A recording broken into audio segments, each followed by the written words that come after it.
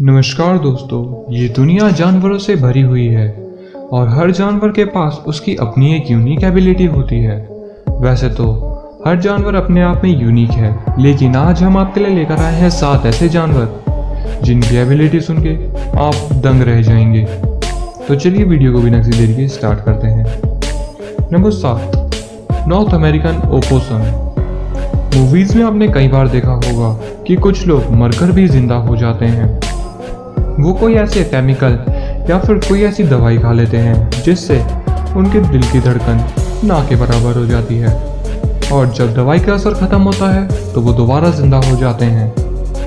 North American opossum मौत को भी चकमा दे सकता है। जब भी ये किसी ऐसे जीव को अपनी तरफ आते देखता है जिससे इसे खतरा है, तो ये एक शॉक में चला जाता है जिससे इसकी हार्ट बीट ना के बराबर हो जाती है, और वो इस शॉक में 40 मिनट से लेकर 4 घंटे तक रह सकता है, और 4 घंटे बाद उसकी हार्ट बीट दोबारा चलने लग जाती है और वो मौत के मुंह से बाहर आ जाता है।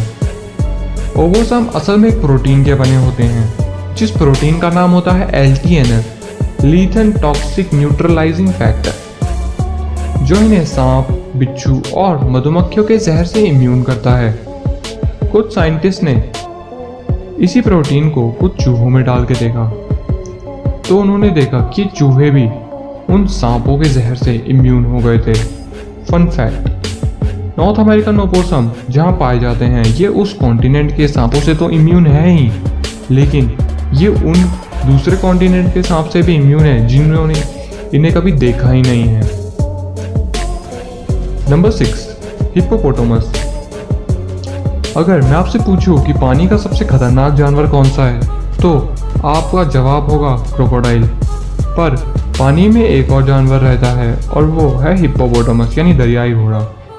और ये इतना खतरनाक होता है कि अगर मगरमच्छ और हिप्पोपोटामस के बीच लड़ाई हो जाए तो हिप्पोपोटामस के जीतने के चांस ज़्यादा होते हैं, क्योंकि इसके पास बड़े बड़े दांत होते हैं जो किसी को भी मारने में सेकंड नहीं लगाते, और हिप्पोपोटामस का अटैक और डिफेंस बहुत ज़्यादा हाई होता है। और अगर आप हिप्पोपोटामस के बारे में जानते हैं तो आपने शायद उसके बारे में मेरे से सुना होगा कि हिप्पोपोटामस को खून का पसीना आता है। वैसे तो हिप्पोपोटामस आमतौर पर पानी में ही रहते हैं, लेकिन जब वो बाहर आते हैं तो उन्हें गर्मी लगती है, और गर्मी के चलते उन्हें पसीना आता है, लेकिन उन्हें खून का पसीना नहीं आता। असल में जो उनका पसीना होता है उसका कलर रेड होता है, जो उनके खून की तरह दिखता है, और ये पसीना एज ए सनस्क्रीन काम करता है।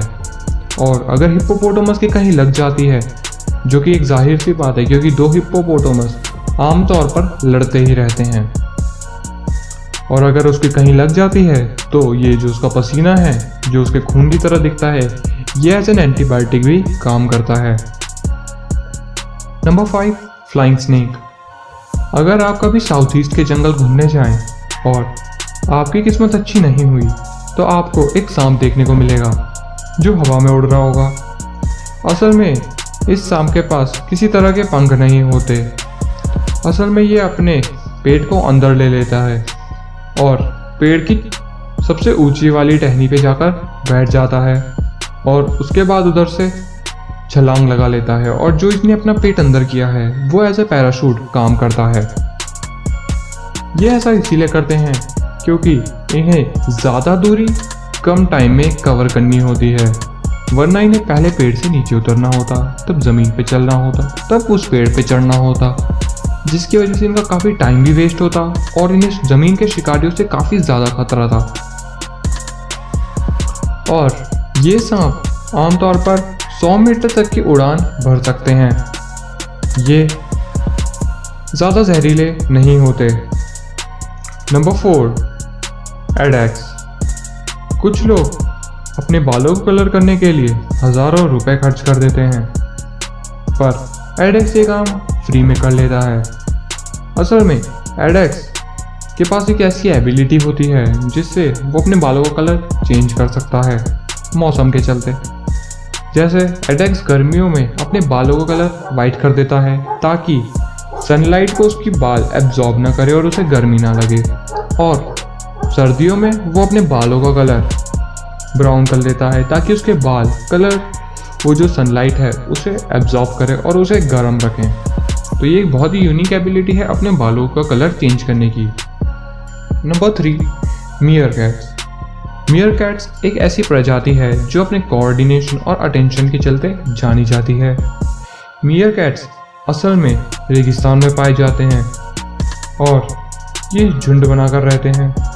और जब मीयरकैट के बच्चे या फिर खुद मीयरकैट्स बाहर घूम रहे होते हैं तो एक मीयरकैट सीधा खड़ा हो जाता है और एक ऊंची जगह पे जाके बैठ जाता है। असल में वो रखवाली कर रहा होता है और जब भी उसे कोई शिकारी अपनी तरफ आते दिखता है तो वही सिग्नल जनरेट करता है जिससे बाकी सारे मीयरकैट सावधान हो जाते हैं। अब दूर दूर तक एक रेगिस्तान में देखना जहाँ पे सूरज अपनी अपार गर्मी बरसाता है ये इम्पॉसिबल होता है, लेकिन यहाँ पे मीयरकैट के वो ब्लैक सर्कल्स काम आते हैं।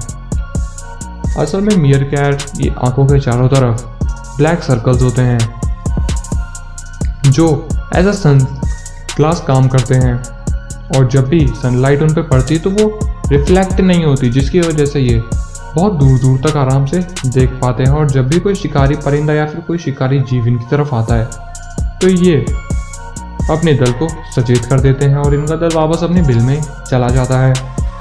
Number 2, Scarlett jellyfish.